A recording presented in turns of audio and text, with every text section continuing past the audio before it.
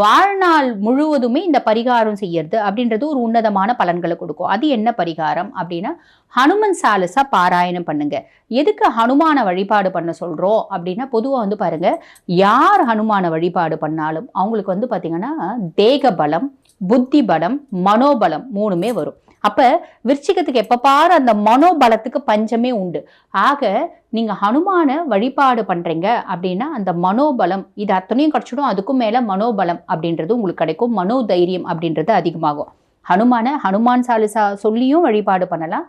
இல்ல பக்கத்துலயே ஆஞ்சநேயர் கோயில் இருக்கு அப்படின்னா தினம்தோறும் ஆஞ்சநேயரை பார்க்கறது அப்படின்றது உங்களுக்கு அபரிவிதமான நற்பலன்கள் கிடைக்கும்.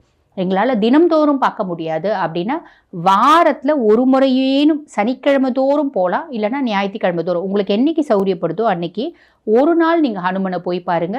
ஹனுமன் கோயிலை வந்து பார்த்தீங்கன்னா ஏறக்குறைய ஒரு 11 முறை சுற்றி வாங்க. ஏன்னா மனோகாரகன் சந்திரன் 11 அதனால 11 முறை நீங்கள் சுற்றி வந்து ஹனுமான வேண்டிட்டு வரீங்க அப்படின் போது எல்லா விதமான நற்பலன்களும் உங்களுக்கு கிடைக்கும் அப்படின்றதுல எல்லளவும் சந்தேகம் இல்லை.